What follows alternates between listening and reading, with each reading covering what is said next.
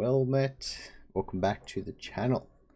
Today we are going to be reading through solo leveling 163. It's time. Alright. So, we shall give a very quick recap and then get straight into it. So, the Shadow Monarch is talking to Jin-Woo right now.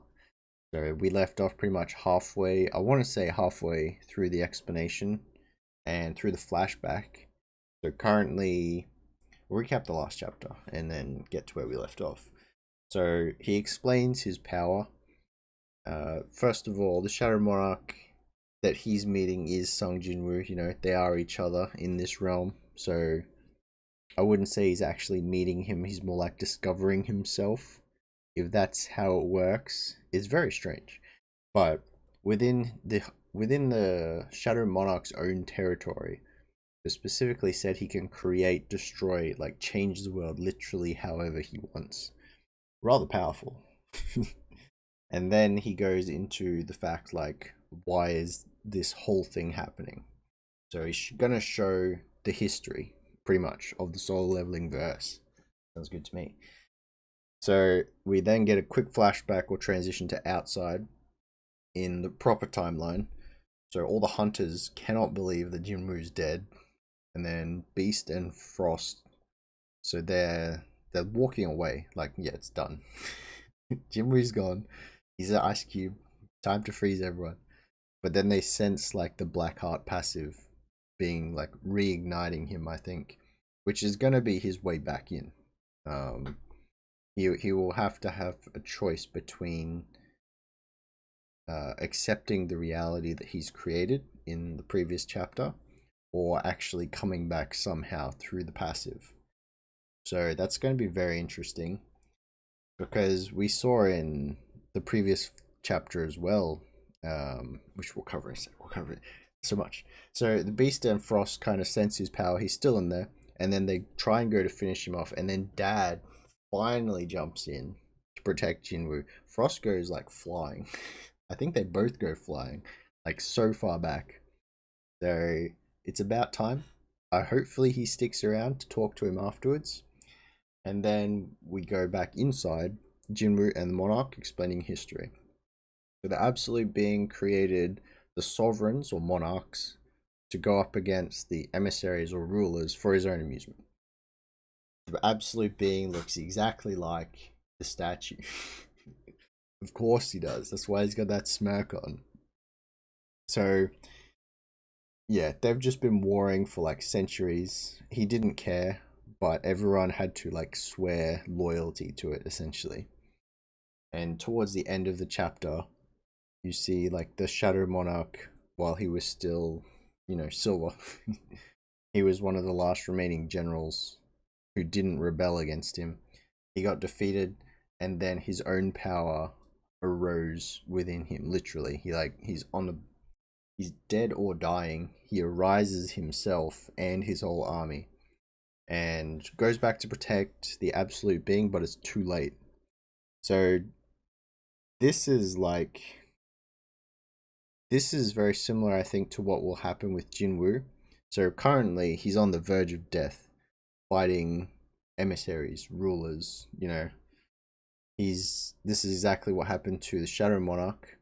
I have a feeling he'll be able to arise himself in a way and kind of ascend from his current form into something more like the Shadow Monarch. I think we were just given the answer there. But yeah, in the flashback, he wasn't able to get back in time. The war was already over. And that is where we left off. That was a bit of a long catch up, but there's a lot to unpack here. There's so much going on right now. anyway, it is time. We are up to chapter 163, and let us get into it. Right, here we go. So we are right where we left off. Okay, so Shadow Monarch, newly formed Shadow Monarch, is coming into the Absolute Being's room, and he's got all the like spears sticking out of him. Job done. When I returned, everything was already over. Absolute Being, quite a few spears into him actually. Just blood everywhere. The remaining fragments of brilliant light had killed the absolute being and called themselves the new gods, thus assuming the position of rulers, and used various tools containing the power of the absolute being to hunt down the sovereigns. Okay, so they're still continuing the war in their own way, but now powered up using the absolute being stuff. Okay, of course, of course. As a result, the king of giants, Legia, was captured by the rulers. And that's where we saw Jin-Woo. And the power balance between the two sides collapsed. So he's been trapped in there since then. Oh dear.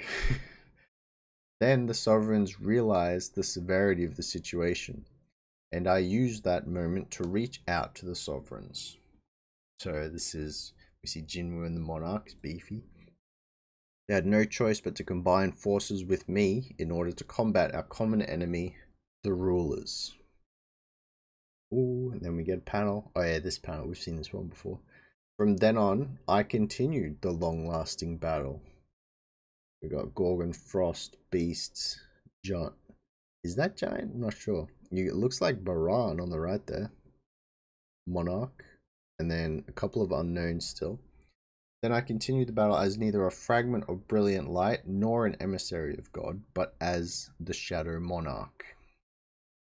Time was on my side. The corpses and souls that remained on the battlefield, the Shadow Soldiers, remained on the battlefield, and when I combined forces with the army of destruction, led by the King of Dragons, led by the King of Berserk Dragons, sorry, not just Berserk Dragons, the monarchs as well as the rulers came to fear me.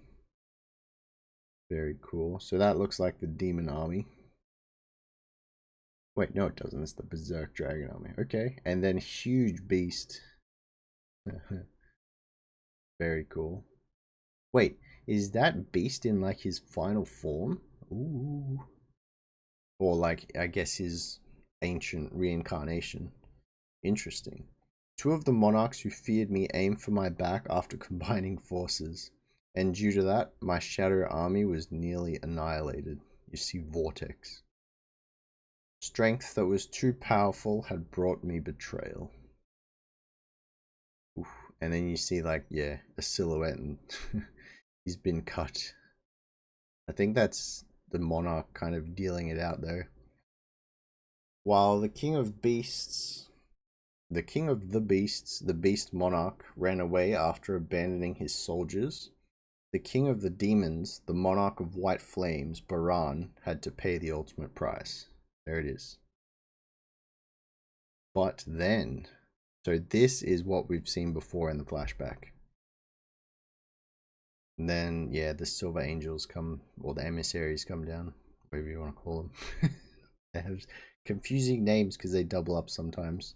But they're just coming straight out right after the battle. Baran's on the floor. It doesn't look like he's dead, but he's there. Monarch kind of, you know, flicks the cape around, of course. Oh, wait, no, he flicks the cape over Baran. What's he doing? Is he hiding him? So it looks like the silver soldiers are surrounding him. Yes, they are. They have. Okay. Wait, they're kneeling.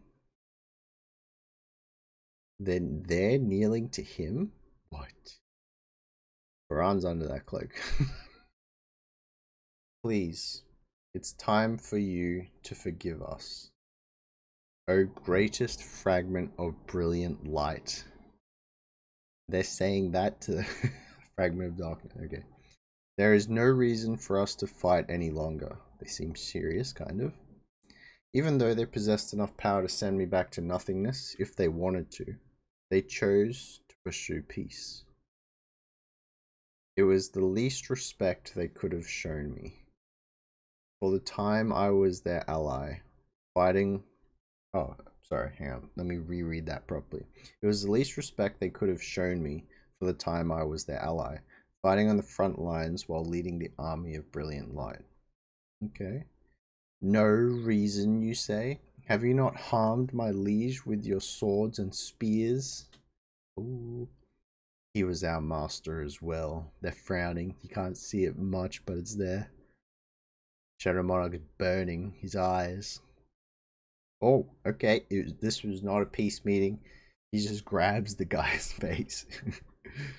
That is precisely why your crimes are even more heinous.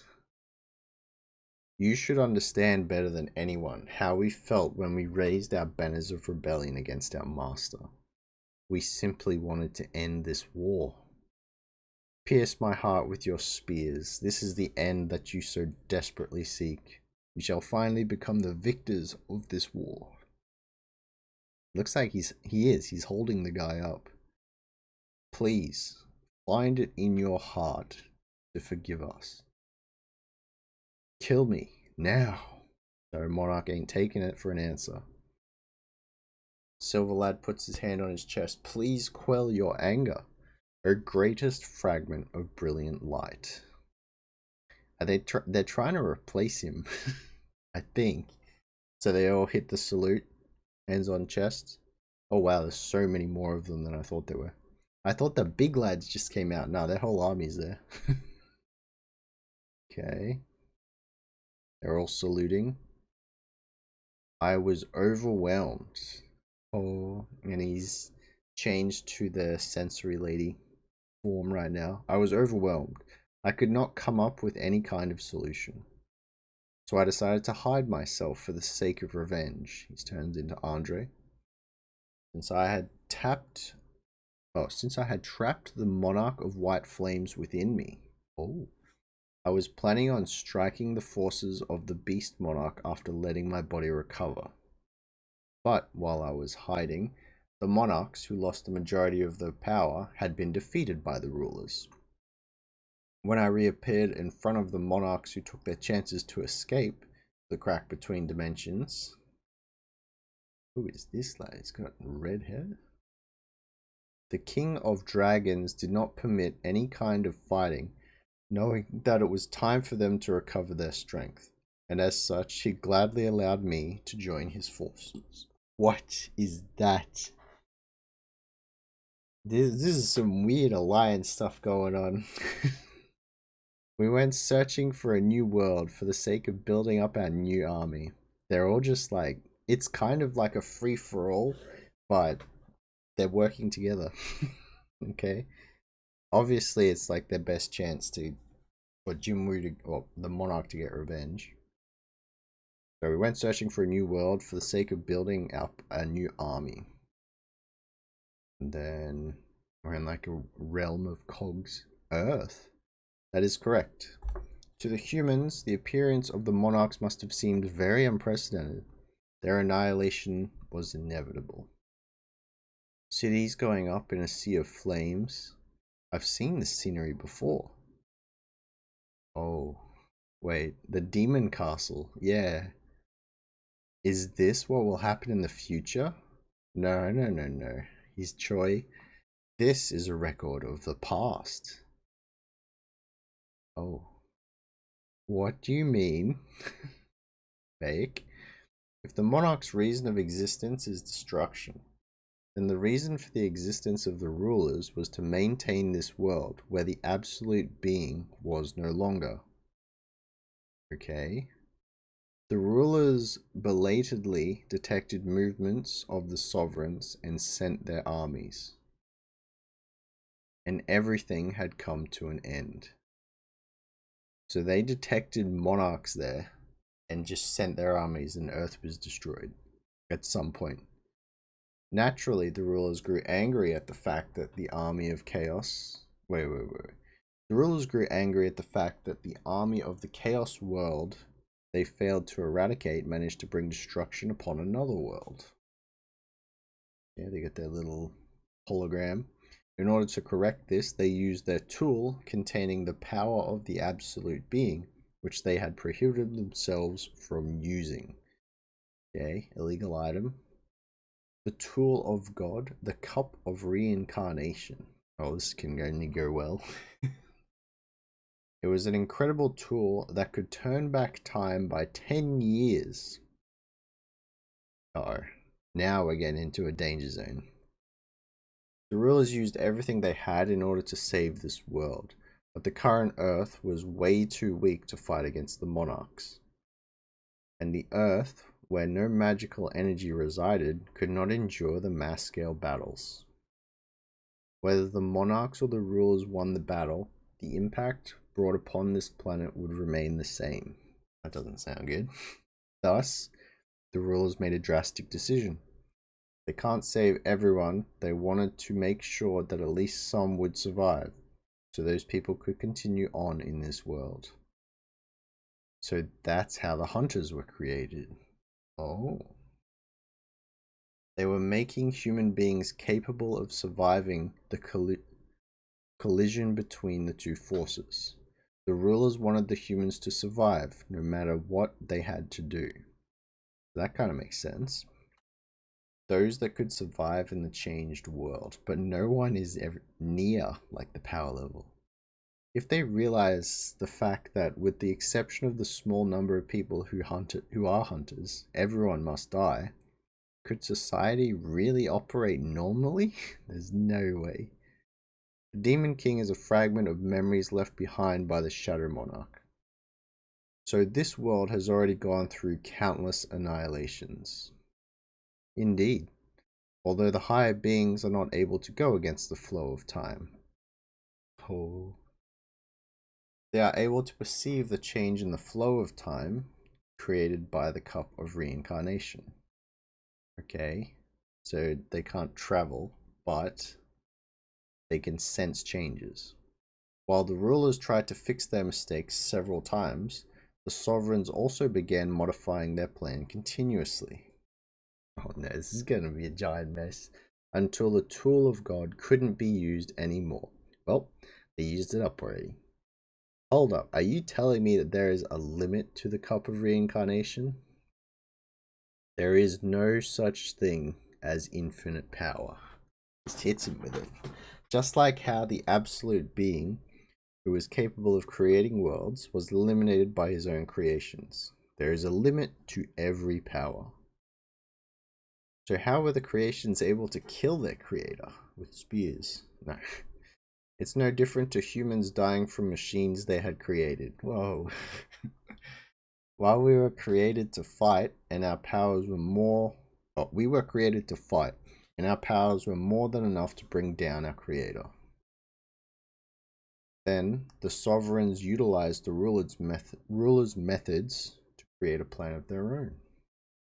Similar to how the rulers lent power to humans so they can kill magical beasts, thus strengthening the world. Then we see a bunch of lads. Sovereigns would also borrow a human's body to descend onto the world.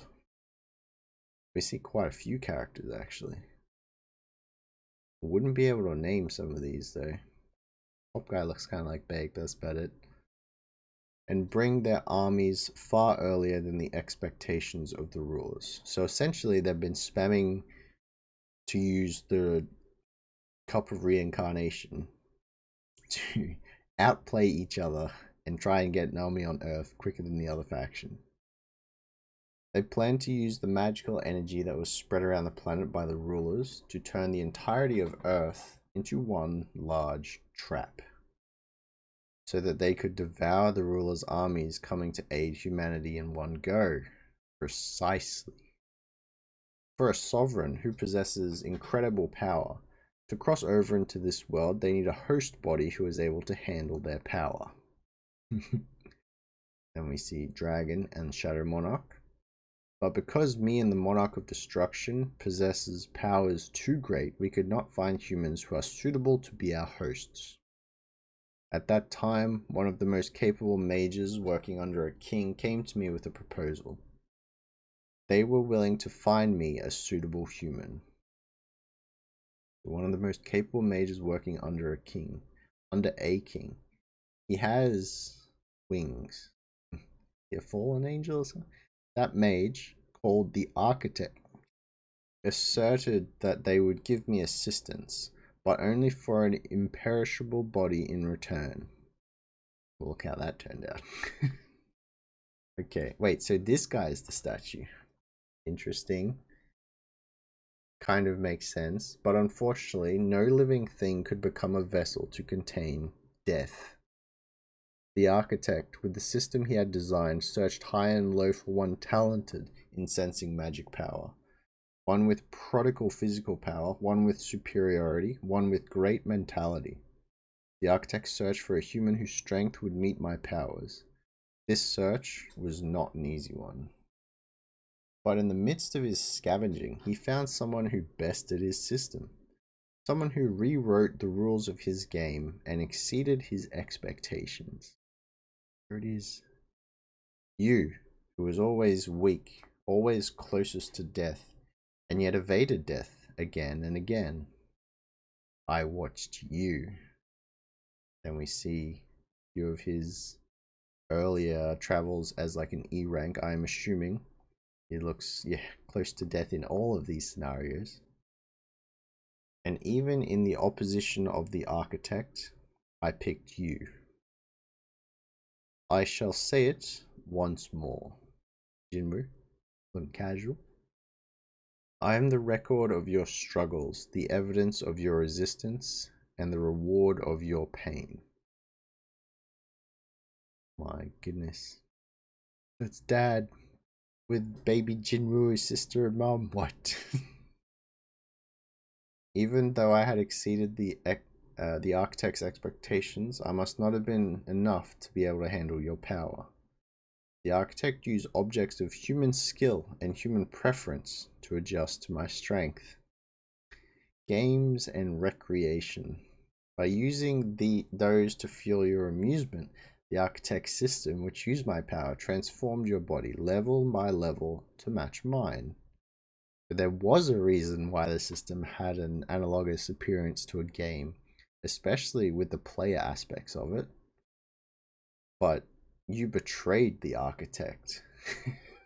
I remember this bit. See a flashback. Shadow Monarch, how could you? You really believe the other monarchs will sit by and watch? Why?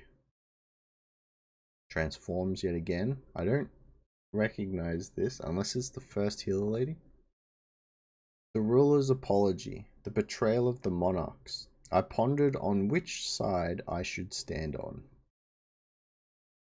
I made a decision, and I wanted it to be that way. The time I spent with you was so blissful, perhaps I did not want to lose you. I became you, you became me. No matter who becomes the owner of this body, it will not be strange. There's going to be a bit of a struggle here over who it is when we're left, maybe. For we are already one. Never mind. We are in agreement. Maybe. Therefore, I will offer you a choice. Here we go. You could stay in this domain of death and enjoy the eternal dreams you've created for yourself. You could choose to rest, and then he'll probably take over from that point. If that is not your choice, you'll be sent to reality once more. You will have to fight your adversaries. And then here we go. Okay, so there's a bunch of dragons. Beast is still there. Frost is still there. And the remaining 3 monarchs, is it? So dragon. And then there's a pink one and the other lad. They're all there. Not to mention we haven't seen the silver lads come back. You said you had made your decision, but you did not stand with the leaders. So why did you escape to the other world with the monarchs, even though your will to fight the rulers had long dissipated? It was because that place did not offer a place for me. He doesn't belong there. My answer is the same. This is not a place where I should be. He knows. Oh, he hits it with a Gurgod. He smirk right at the end. What? No. Don't do that. Is this the last time I will be seeing you? I will return to rest, but you, the Shadow Monarch, will live an imperishable life. Thus, the crossing of our paths is quite unlikely. Oh no. With death, your power has become absolute. The way to go back is... I know. He's gonna say it. He's gonna say it just like him. Because I am you. Shadow Monarch's form. They're just savoring the moment right now. Very nice, very nice. Deep breaths. See like a flash of light in the distance. There it is. Arise. And don't end it there. Come on. We just got through all the good stuff. Now we get the better stuff, but it's next week. What is this? Okay. Very cool. Very cool chapter. So I was kind of calling something like this happening at the very beginning. I'm glad I'm glad you're right, I guess is the way to put that. But I do like seeing the parallels between them. It's not so much as the old monarch and the new monarch competing for each other. They've already made up both of their mind, and they're both okay with each other. So Jin-Woo is headed straight back for the fight, and I think the answer for Jin-Woo is he doesn't belong with the monarchs, he doesn't belong with the rulers, he belongs on Earth. I'm being a little hopeful here, but that's probably the answer that he's gonna stick with for now. So he's not gonna pick a side. He's gonna try and fight all of them at once, which is gonna be interesting because he didn't have the power to do that before. But I am very keen for the next few chapters. So he immediately arises out of this situation. Where does he go? He's got his dad should be nearby. Two monarchs still remaining, who surely get destroyed now, right? Surely. And then we still have three remaining, and then whenever the rulers decide to come in as well. Oh, it's gonna be good. I'm very keen for this. But yeah, so I'm not sure what else there is to discuss. So let's see. We didn't get too much more information. A lot of the rulers or the silver soldiers seem to be pretty straightforward.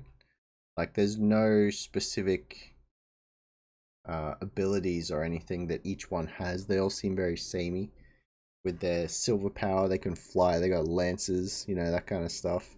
The monarchs seem to be the harder ones to guess or go up against, but yeah, who knows? Maybe it's just because we haven't seen too much of the silver soldiers. Either way, it doesn't really matter because Jin-Woo can just arise. I feel like he has a much better chance against silver soldiers than monarchs just because he can literally arise their numbers and go up against them. But I guess we'll see. Very keen for the next few chapters. 100%. This was actually a pretty long one. There's so much dialogue, a lot to cover. I think I'm following it kind of well. But let me know if I did misinterpret anything. It's a very good chapter. Definitely enjoyed it. It looks like we're going to get back into the action next week. At very least the week after that. But yeah. Alright. So we have One Piece coming tomorrow. That should be hype as well after the week off. Looking forward to that. And then we'll probably have Dragon Ball Super. Oh, wait, no. We have God of High School and then Dragon Ball Super after that. So, that's probably about it. With all that being said and done, thank you very much for watching, listening, reading along if that's what you do.